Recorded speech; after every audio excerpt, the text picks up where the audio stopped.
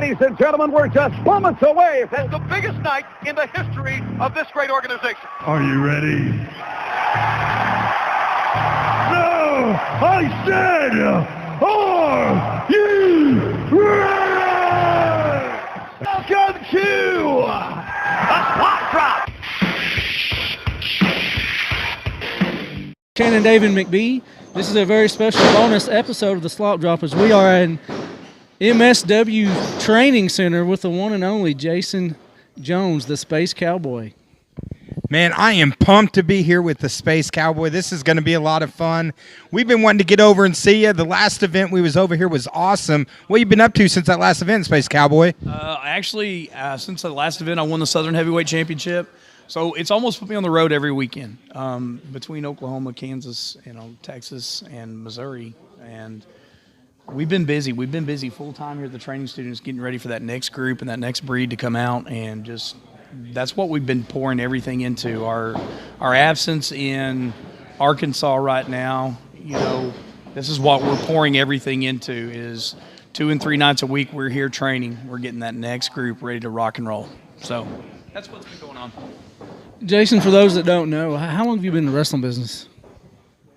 I broke in the wrestling business technically I was like 17 years old, and a group came to town, and I showed up, and I was like, do you need help doing anything? I'll pop popcorn, I'll run the music or whatever, and they let me run music, and it was back in the day when everything was on cassette, so my job was to play the cassette, and play like a minute, and then stop it, rewind it, put it back in that same spot so they had it for the next day.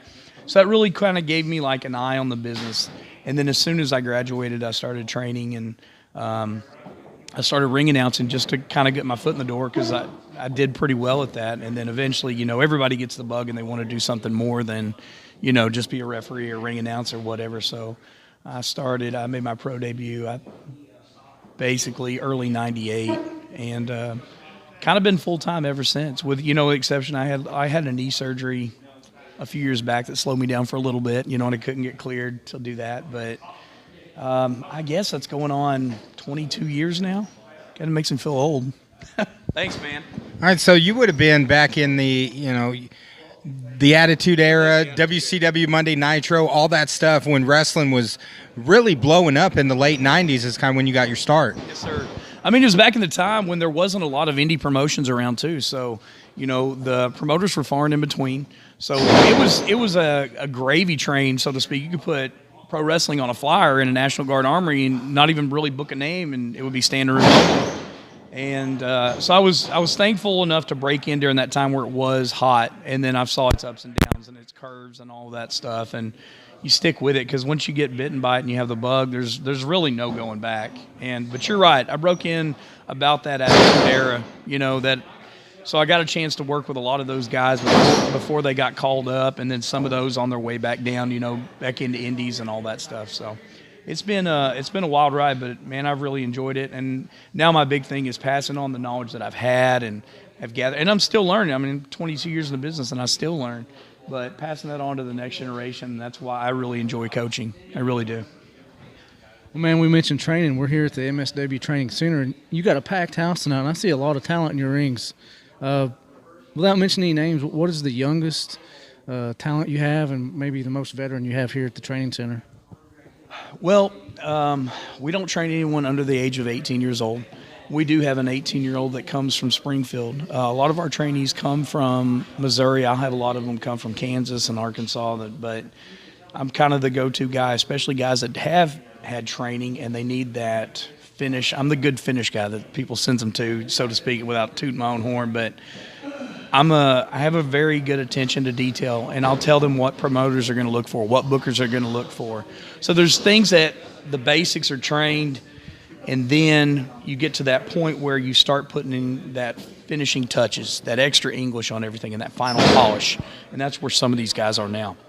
One of my trainees that started with me about 2 years ago was a female, and she started getting out, and she realized when she was getting bookings in other places that I trained her just like the guys, and I didn't give her a lot of excuses. And a lot of times females are pushed hard and pushed fast because, a pretty face on a poster, it sells tickets. And But we realized when she was going places, she was working circles around some of the other girls because she had a full, complete training. I trained like what I was trained like, what guys were trained back years ago. And total protection of the business and total protection of the other guy. I mean, a lot of these guys are going to train a year and a half before they have their first match. And I think anytime that you're in a business where the other person's life and your life is one step away, that's something you have to do. But she recently got signed for she's the first female Ring of Honor signee, for developmental. So that's pretty cool. And, she's living out in Baltimore now. I'm really proud of her. And we've got a lot of students that are getting some of their first matches within, a couple of them within their first month or so. They had already worked in 3 or 4 different states because they came up, they were trained the right way. You can take that knowledge and that craft and showcase your talents. And if you're good at what you do and you're trained properly, you can go anywhere in the world and work. And that's what I tell them. There's really no shortcuts. And there's a lot of people out there that still teach where, they try to say that they're going to train a person and they've got them in a match in 3 months, and that's just not good for the business at all. So, well, with so many, organizations that are wrestling's hot again. It's starting to get hot. You have AEW getting ready to start up. ROH, Impact Wrestling, WWE, all the different organizations, and indie wrestling's hot again, like it hasn't been in a long time. And like you mentioned, the women wrestlers right now, the women's revolution is really taken off in the WWE. Wrestling's hot right now. What have you, the last 20 years, you've seen the ups and downs of the industry. What are you seeing right now out on the indie scene?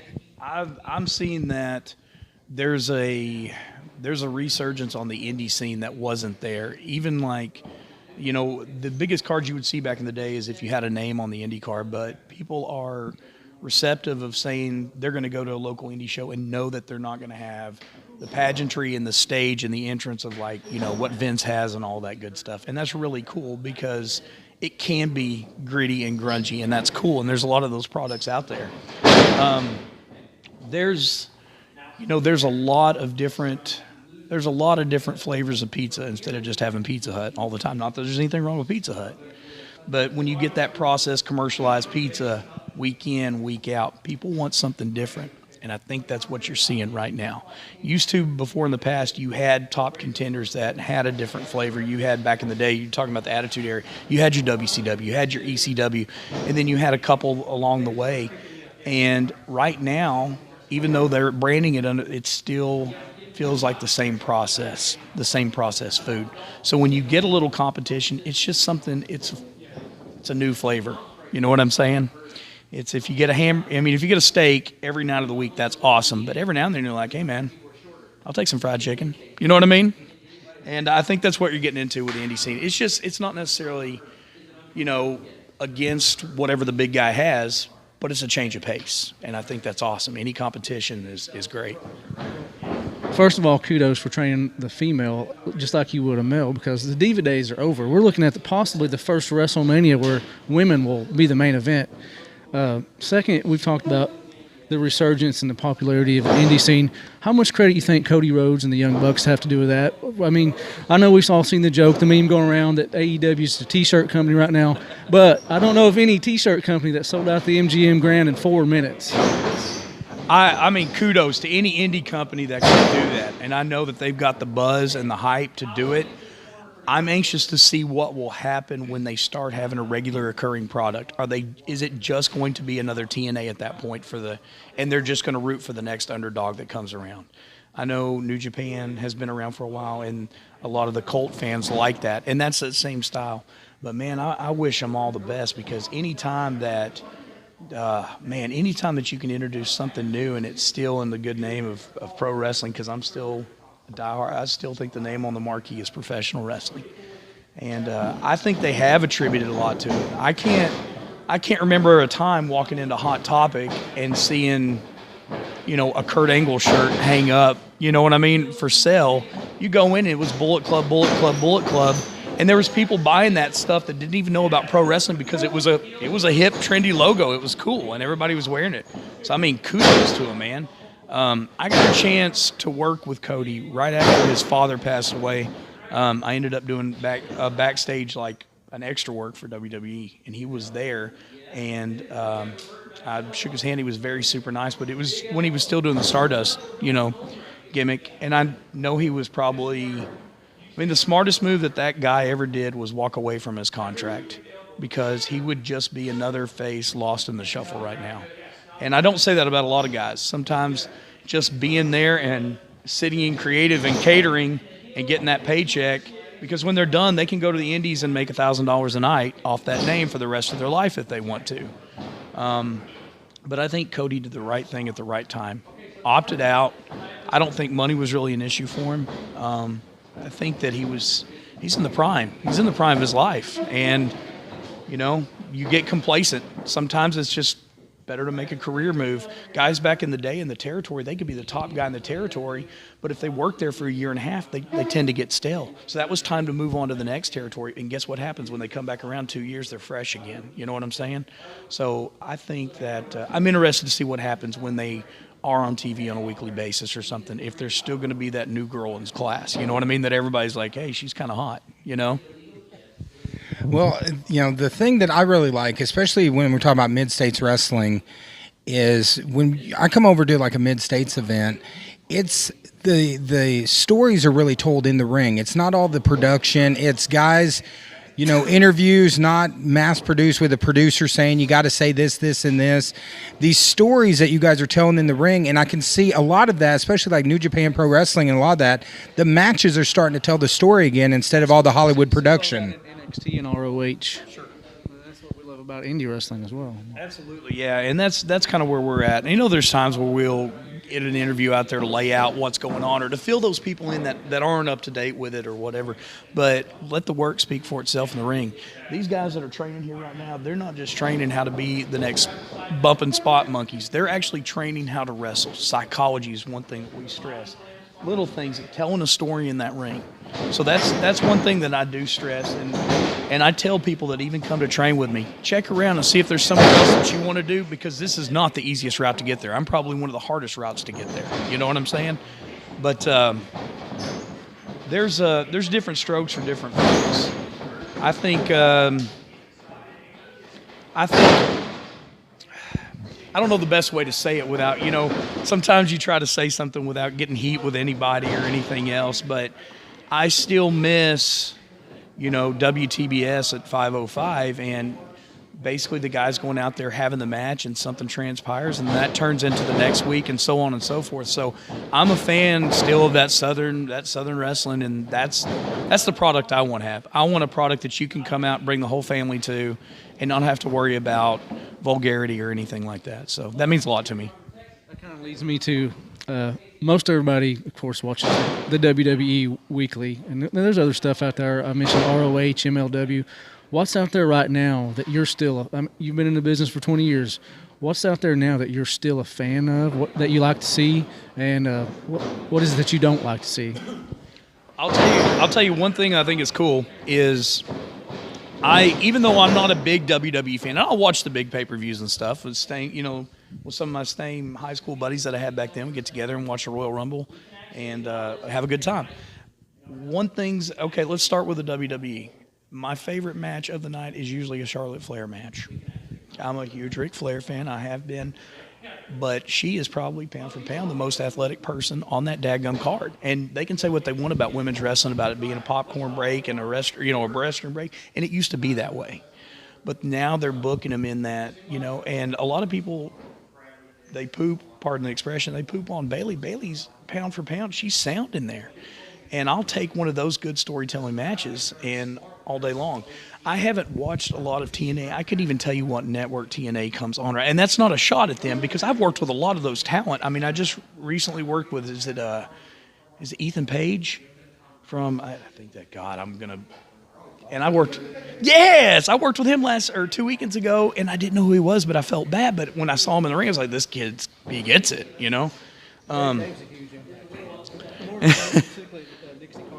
Oh, are you? Dixie's hot for an old chick, dude. But You know, but you can't run a company. That's true. And if it means anything to you, I mean, she hired me to do security one night, so that's probably why her company started failing. It was me running the backstage area one night, Kansas City. But man, they've had some great talent through there. I mean, at one time they were, number 2. Now that came from there, Samoa Joe, AJ Styles, Bobby Roode. I mean, all those guys came from Impact, totally misused. Absolutely. Now they're going to WrestleMania. And sometimes, though, in saying that, I think their training grounds in NXT is a good thing for their product, how it teaches them camera angles and everything else. And guys have to have that these days. I recently had a couple of my students and a couple guys that I've been in the business with for a long time. They got dark matches with WWE in Kansas City, so I got some free comp tickets. They put us in like the 3rd row, and I watched Elias worked Bobby Lashley, and Bobby Lashley has been on the shelf for a while. I watched Elias correct him and turn him towards the hard camera 3 different times in one match. We're a huge Elias fan. One of the best heels in wrestling today, and it's totally being misused. But I mean, I know we're coming off of Smarks, but still. But they're training them all that stuff. Day one, come to the ring. There's your hard camera, play to that, and those are things that great workers do, and especially that's the product they're putting out. But he's taking a guy that's been in this business for a while, that's been dormant for a few years or whatever, and smartening him up and turning him the right directions and stuff. So that's cool that they're able to help each other and that they come in with that knowledge, already knowing how to work to that camera and to, their style of their company. But I also see that some guys that they bring up for NXT, sometimes it's better to be a big fish in a little pond. I mean, look at what was the kid that had the selfie stick gimmick, Tyler? He came and he was like so smoking hot at NXT because I'd watched a couple weeks, and then he totally just floundered. And I think basically he got himself back over with the Fashion Police vignettes, and I think they just poo-pooed his character. And then you look at Nakamura, he was the hottest daggum thing, and then it was just... It was a lot of hype, and I'm a big fan of his with that strong style and that like right in your face action. And then it was lost. So sometimes Bobby Roode is a great talent. I met him a couple times years ago, worked with him, and he's a great guy. But that gimmick in NXT played so well, and then when it came up, it just fell flat. And I hate that. And sometimes you don't have a choice.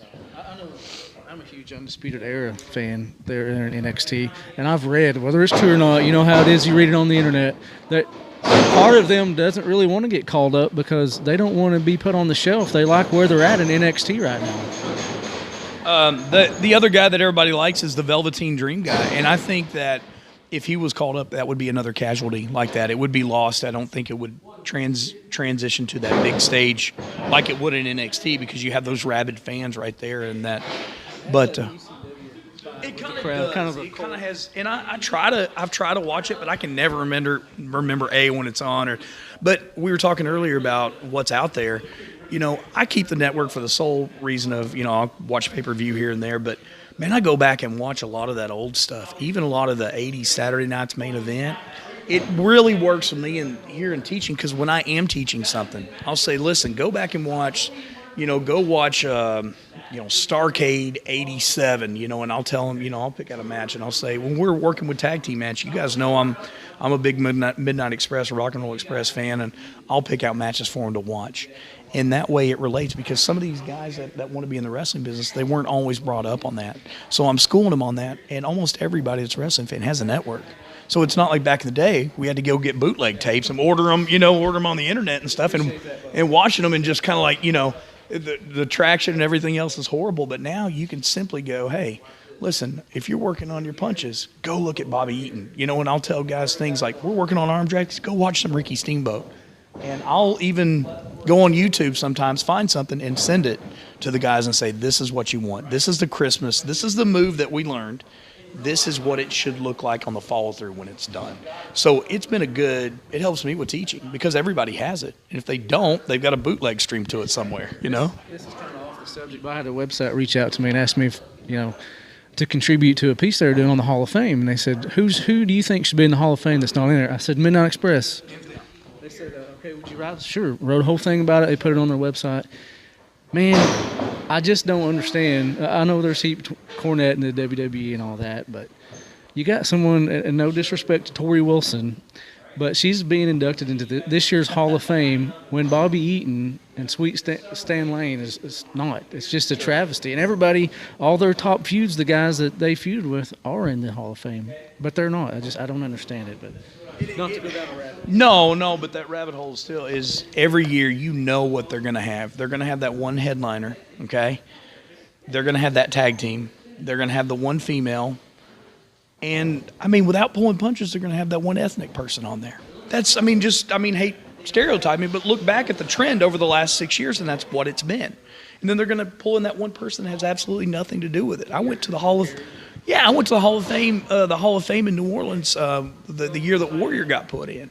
And I was like, do you guys not remember what he said about New Orleans after, Katrina? It was horrible, like of all the places to put him in. But they also look at things like this. You put Sting in, they've got Stinger shirts that they can sell. I love the Midnight Express, but, even being on the road with Bobby Eaton, they never did well on merchandise because it was always the smart fans. And those are usually the ones that don't spend any money anyway. Ricky and Robert were the one that benefited the most when it came to merchandise sales off the midnight, and I love Ricky and Robert to death. And Punky is one of the greatest workers. He's the top seller in this business that ever was. If you guys want to know how to sell, you go back there and watch a Ricky Morton match.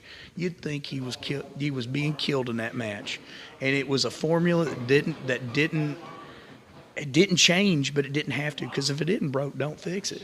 He'd come in hot and heavy, tag Robert in, then Ricky get back in there, get the heat put on him, get his butt whipped for 5 minutes. Robert make that hot tag, double drop kick, match is over, right? And you're talking about the Hall of Fame and then filling that void. Well, they've already got their female, and I think the Midnight Express should have been in a few years ago, but I'm also biased too. Bobby Eaton's one of the best buddies in the whole world, and I learned a lot from him just sitting in a car with him. And little things, when we worked TCW together, I saw how eager he was to help the young guys that sought out his help. And to me, that the old expression was Bobby Eaton's the nicest guy in pro wrestling. Bobby Eaton's one of the nicest guys you ever met in the world, not just limited to pro wrestling.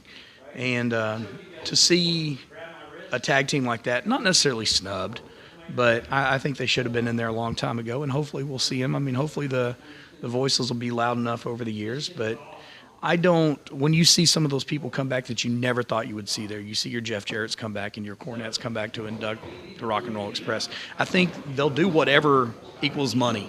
And that's just good business. It's a publicly traded company. Yeah, I get that. But, Tori looks better now than she did 20 years ago. She's in the Hall of Fame, and what's that guy up to? I think he's working backstage, isn't he? I think Kidman still is, but,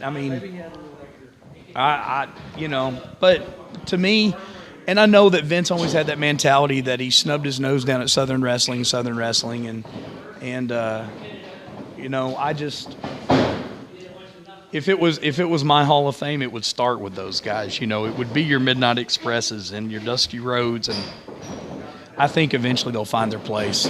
You have to go down. There can only be so many tag teams each year. It may take a while, but I'm just also biased too. Well, when you talk about like the art of selling with Ricky Morton, that's one thing that, like, when I watch wrestling nowadays, it gets frustrating because you'll see a guy, they'll take a bump and will survive, and then a few minutes later, he'll get pinned with something silly that makes absolutely no sense. It seems like sometimes the common sense of wrestling's not out there. Like, you'll see a guy, get kick out of the powerbomb. Yeah. Count of 3 of the Superman punch. Yeah, exactly. The art of the selling doesn't seem to be there. Like, I know when I was younger I've been watching a lot of that network stuff. I've been watching a lot of the old NWA, Ricky the Dragon Steamboat, and of course Ricky Morton and the Rock and Roll Express, Midnight Express, and you can see them. They can work a match on 5 moves and make it look incredible by just absolutely selling it, making you believe it. Whereas now it seems like it's a lot of spot monkeys with all sorts of backflips and stuff like that they'll recover from in 2 seconds. And that's what they're being trained to do, though. It's nothing against them. They're just performers trying to make a living. And sometimes if, you hear it from some of these guys that have been there, if the writers don't have anything for you, you're still getting paid, but you're just going to sit there. I don't know, a lot of them would rather go out there and do a match and tear the house down. But I use talent that knows how to tell a good story in the ring. I train my students to train. I mean, when they're trained, they know how to tell the story. They know how to sell. And I think it's missing a lot today because a lot of these matches are set up for TV matches. I mean, if an interview segment goes long, your 8-minute match just become a 5-minute match. And 5 minutes isn't even enough to start beating on somebody, you know, and they're at the mercy to a lot of things. So I don't ever hold anything against the guys. I don't hold anything against the writers. Some of them are there for a paycheck, and I get that. You know, if they offered me a job, I would go, but I could see myself being absolutely miserable because I would be biting my tongue the whole way, you know, and I'm just that guy. You know, it's why guys like Jim Cornette that know so much, it's why they don't thrive there or they don't want to be there because they constantly look at it as you're pooping all over what everybody's done, you know, for so long. And, you know, that's just the old school in us, I guess. You mentioned Charlotte Flair earlier, and I totally agree. You know, a lot of folks on the internet say she's only where she is because of her dad, and I don't buy into that. If that was the case, then David Flair would still be in wrestling and be the world champion by now. Charlotte was a volleyball player. She's worked her, excuse my language, she's worked her ass off to get to where she's at right now, and I think she's a great performer. Is there anything you don't like that you see on, whether it be the mothership, WWE, or ROH, or any other promotion out there? I haven't watched a lot of ROH. I've watched a couple of them. There's a couple guys that entertain me. You know, I like the cheeseburger guy. I think he's funny. I think he's entertaining. I've worked with a lot of them. What's the guy? I saw that it was he worked compound for us or on a show I was booked. Is it the Beer City Brawler? Super nice guy. Love the character because it takes me back to every guy doesn't have to be a sculpted, you know, he's a big, tough guy. And that's what wrestling used to be. You know, Joey and I were talking about, he was trained by Killer Tim Brooks. And back in the day, Bill Watts hired you if you looked like a guy that could beat you up in a bar fight. And that's what wrestlers were back in the day. When you look at those Mid-South, they were big, burly guys, your Jim Duggins, your Ernie Ladds and stuff. And I think a lot of that is missing today because a lot of those guys are gymnasts first and pro wrestlers second. Something else, a lot of folks don't like all the MMA crossover right now, which I'm a fan of because I'm a huge MMA person. Back in the day, like you said, they looked for big bruisers, not spot monkeys. A lot of times they go for football players. Nowadays, why go for a football player who has no combat sports experience whatsoever when you can go for an MMA person? Ronda Rousey, Brock Lesnar, Matt Riddle, Tom Lawler, all those guys and girls are in MMA right now. Shayna Baszler. What's your thoughts on the crossover? A lot of people, you know, they bash Rock and they're like, oh, he's a part-time champion, or they call him a princess because he never shows up. And that's the way the heavyweight champion used to be booked. You know dadgum well that if it came down to a fight to anybody in that locker room, Brock Lesnar could kick their ass in a heartbeat. That's all it boils down to, and that's the legitimacy they're bringing to it. A champion shouldn't have to be there every week. It should be a special thing when they show up, and they advertise it like that. They will say, next Monday night, Brock Lesnar will be here. Well, then you're going to tune in because like he's setting an angle up. Also, too, a lot of people are poo-pooing on Ronda Rousey. Here's the other thing. I'll put her toe-to-toe against any guy in that locker room, and she will whoop their butt. And they'll say, well, she lost her last, couple fights, whatever. Who cares? Did any of the – and, one of my students even said, well, how come they didn't now offer – was it Holly Holmes or what? How come they didn't offer her contract? I said, Holly Holmes hosts Saturday Night Live. Was she in an Expendable movie? No. Ronda Rousey's marketable. She's a good-looking face. She can work, and she has a huge respect for the wrestling business. She got pushed hard, but she absolutely didn't ask for that. She trained, and she has been training. So, I think she earned her spot there. I think trying to find that spot to where she works more fluid with some of those people like Sasha and stuff, as opposed to just using that brawler style. But one of the first things I ask when I train someone is, do you have any martial arts experience? Because there's little lingo things that you can pick up, because I can say when I'm teaching somebody collar and double type, go to a fighter stance. They already know that. They know that a lot of the holds that I'm going to show them, a hip toss, or I'm going to show them an arm drag, that it's all coming from the hips. And I don't have to re-explain that. They know that. And so it's little variations like on that Brazilian Jiu-Jitsu. It's simple things. And I will show somebody, when I show them the hold, and say, here's the shoot move. Here's what it is. This is what we're going to do to make it more theatrical for pro wrestling. So having a martial arts background does help you in advantages, leaps and bounds. But I think there'll be a lot more crossovers. You know, they can probably make money quicker going the UFC route, you know, because you can have 2 fights a year and make more than being on the road 200 nights a year. So I see that. But I also see that as a way down, too, where they could show up and get a contract where they could just make 15 appearances a year and still have their own thing on the side, you know. So I'm all for it. I think it does add some legitimacy to it when you have a Brock Lesnar showing up. And now you can't compete with football player salary. You know, that's what it boils down to. They used to not make anything. That's why Wahoo McDaniel was such a, you know, big name. He ended up leaving football because he made more money in a couple months wrestling than he did playing pro ball. He was only making like $40-something thousand a year playing professional football. He'd make that in a month wrestling. You know, Butch Reed, you know, turned down his NFL contract because he made more money in wrestling. Same thing in Hacksaw Jim Duggan. He played 1 season and he got injured and he was like, I can make more money wrestling, you know, than I can playing football. But it gives them that legitimacy too. These guys are actually tough guys too. I agree with everything you said about Brock. I mean, if I had the chance to work that many days a year for that much money, sign me up. And he's a legitimate badass. That's how you got to push him. That's how you got to promote him. He's doing exactly what he's supposed to be doing. He's drawing heat from the crowd, or whether they're booing him or cheering him. He's a draw. And with Rousey, she's taking a lot of heat because she messed up a promo a few weeks ago. Dude, she's only been doing this a year. There's guys in the back that still can't do a promo. And last night, I don't know if you watched Raw last night, but she actually did a really good job last night. Really? Yeah. They've been working. And that's just it. They're hurrying up and putting her out there in front of the camera. So the best thing is for her to do is learn from her mistakes and show them, and their coach, and they've got the staff to do that.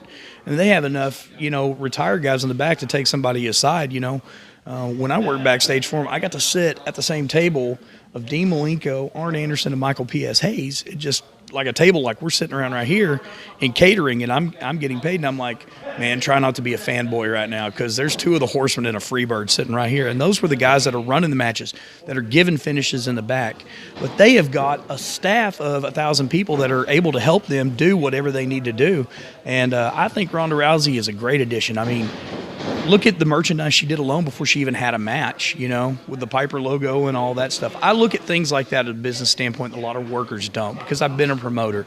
You have to look at things like, is she marketable? Can I sell a spot? Will somebody buy an energy drink with her face on it? Will they buy a T-shirt? And you have to do that. If not, you're in the business just for the wrong reason. You have to look at it. It has to be valuable. If not, you're not going to make it. Well, the promoter part of you, I'm going to ask a question is, you as a promoter, the last couple events you had were really big events. I mean, like we were talking before we came on, basically sellouts. The last event you did with Jerry the King Lawler, that place was packed. So right now, what is the future of Mid-States Wrestling? Well, I'm glad you guys chose to do the podcast tonight, because tomorrow we're making an announcement on our Facebook page. I'm actually going to make it here first. Mid-States Wrestling is staying right here with our training academy. However, Saturday, April the 13th, we're going to Springfield, Missouri. We have an awesome venue booked up there at the Relics Event Center, and we have a top-notch card. Cowboy Bob Orton's going to be there. Superstar Bill Dundee's going to be there. Loverboy Matt Riviera is going to be there. Mr. Saturday Night Michael Berry. Tim Storm's going to be there. James Beard's going to be there. I'm going to be there. Good Lord, man, the list is there. And so we're hoping to make Springfield one of those reoccurring stops. A lot of my students live there too. So we're having what they call a Rising Star Battle Royal. So it's going to give these younger guys a chance to showcase. So the winner gets a guaranteed spot on the next card when we come back. So you can guarantee they're going to be busting their butt, right? I would, you know, with our pending lawsuit with the Arkansas State Athletic Commission, you know, and I have to be careful what I say, there's too much red tape right now for professional wrestling to be viable and to make it worth. Right now, for a wrestler, Arkansas is probably one of the hardest states to keep a license in, because they constantly change the rules. I feel like professional wrestling is a nuisance to them. And that's a shame, because anytime Vince comes through, they're getting a check for probably 15, 20 grand, you know? I don't think that anything, it's 2019,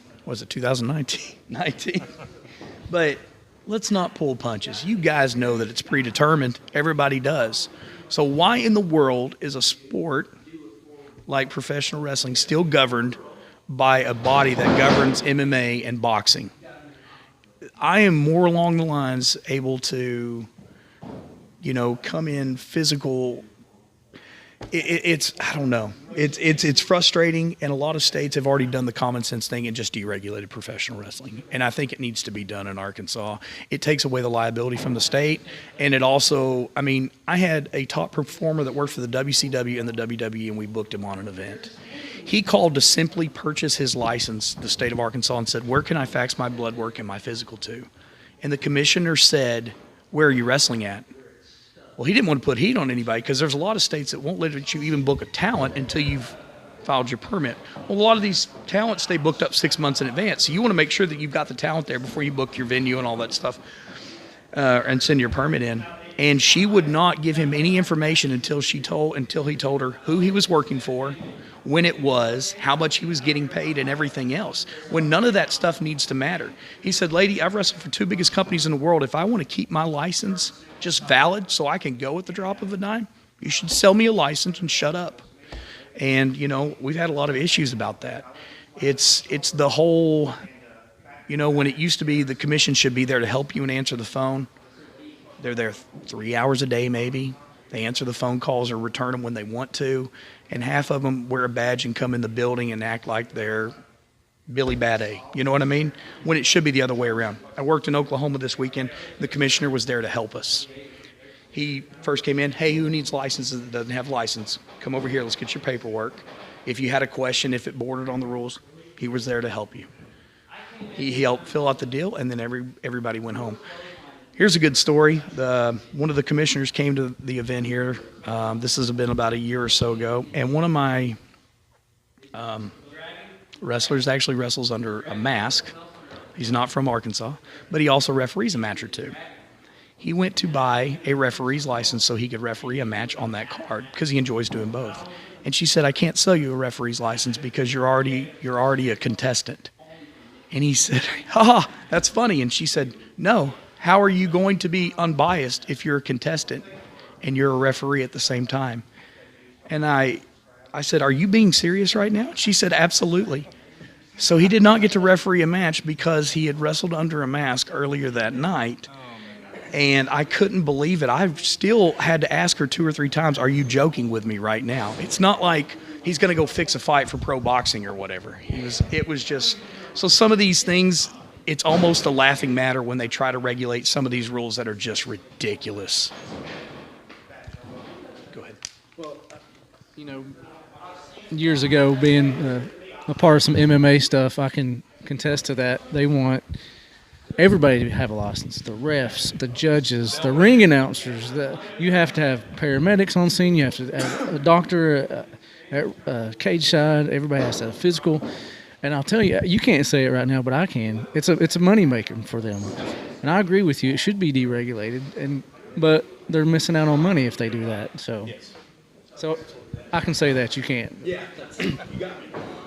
Well, it sounds like April 13th is going to be a huge event in Springfield. We hate that it's not going to be here in Harrison, but it's great that Mid-States Wrestling is getting started up again.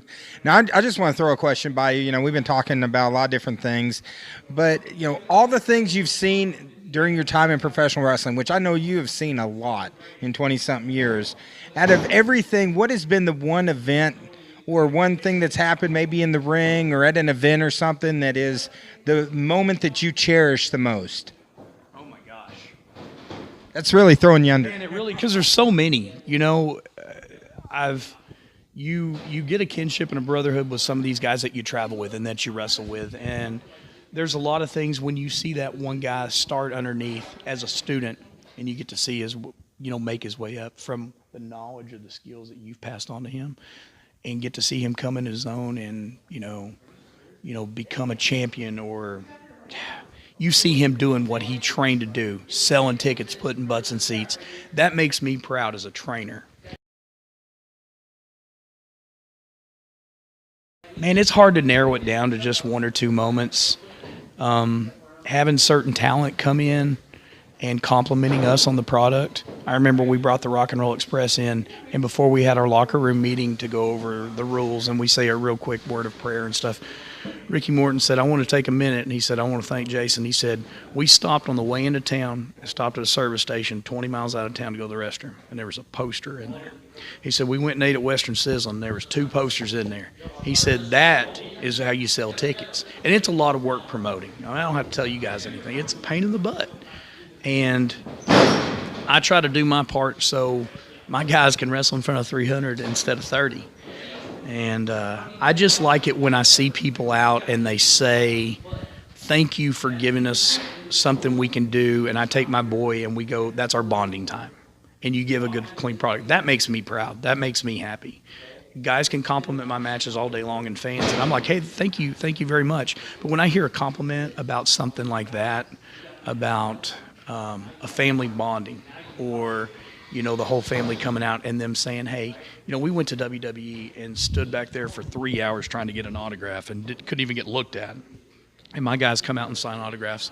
And them telling me that the Mid-State show, that they had a better time than going seeing WWE in Springfield a couple weeks before, that's a compliment in my book. So I like those compliments more than anything.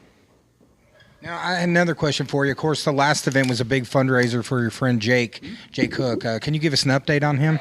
Man, Jake's doing a lot better. I spoke to him on the phone not too long ago, and spoke to him on message. So I'm going to reach out to Jake now that the everything got finalized for the Springfield event. I'm going to reach out to Jake and see if Jake will grace us with his presence and come down and hang out and see all the people and the faces that have been pulling for him, because he's been putting his time in, and it's a lot of hard work. I didn't think the guy was going to kick out from where he was. He was in some bad shape, and let me tell you, if that goes to tell you like the power of prayer doesn't work, you're lying, because it does. Because when I went to see Jake, I was like, man, this is bad, and I'm telling you, from that guy doing a kick out, I mean, it blew the doctors away, it blew the medical staff away, it blew his family away, and that goes to show you the heart that he has too, because he fought and he's still fighting. And so hopefully Jake will be down soon to, tip his hat and wave at the crowd. And he's still got a long road to go, but man, he's doing 5,000 times better than he was, So that's great. Well, man, we appreciate you being a guest on the podcast. It's kind of growing a little faster than we expected it would be. We got listeners all over the country. So for those of you guys listening, check out April 13th, Springfield, Missouri. Check out Jason Jones, the Space Cowboy, the Southern Heavyweight Champion. You're wrestling not only in Arkansas, but Missouri and Oklahoma and Kansas. So anybody that's listening in those states, go check them out. Check out their Facebook page, their website. Check out the training center here. You got big names come in to help you train sometimes.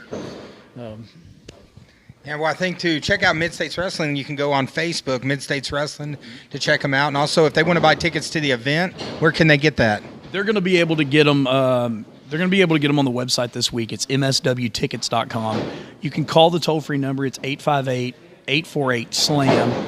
Or they'll be available at the Premier Pond locations, both locations in Springfield, starting next week, I believe. So we tried our best to keep our ticket prices low. We're going to have a $25, like a VIP Platinum. You'll get it early for a special meet and greet. You get a front row seat. Then we got some Golden Circle that'll guarantee you a seat like in, second row, third row, fourth row. And then, of course, there'll be general admission, and they'll get down to $15. So, it's going to cost that much to take your family out to a movie almost, and it'll be a good night of, entertainment, and it'll be wrestling what you remember growing up on. And that makes me proud when I can put a product out there that, it's still reminiscent of what I grew up on.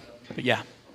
I'm thinking we need to get the Space Cowboy on the Anchor app so that way he can start maybe becoming reoccurring guests every once in a while. I think so too. We have a weekly show. We recap the week of wrestling, and then occasionally we'll have a bonus episode like this is going to be. But man, you are welcome to jump in anytime. Awesome. All you got to do is basically download the app, and we're able to. I've had a good time. So we're going to invite you guys back, and that way you can kind of interview some of our students and keep up with their progress of how they're going and their character development. That's one thing that we work on here too. So if you guys are we have guys this Sunday, we have Bennett James coming down to do a seminar with my students, and We had Ace Steel here last week, and if his pedigree doesn't say it, I mean, he trained Lita, he trained CM Punk, he trained Adam Pearce. I mean, if that doesn't tell you, you know, what a lineage that guy's leaving behind, for him to get in here in this ring and tell my students the same thing I've been telling, well, it's vindication. And then I'm like, oh, you'll listen to Ace Steel, but you know, but this, if you want to learn professional wrestling, you want to learn it right, the old school way, and to learn it right and get a chance to work with some of those big places, give us a call, man. It's 858-848-SLAM. Send us a message on Facebook, reach out to us. And but if you want to do it right, this is where you need to come. Well, man, thanks so much for your time. I'll let you finish it out, Nate. Just thanks for joining us. And, again, you're welcome anytime. We appreciate you. Guys, check out MSW. Check out Space Cowboy.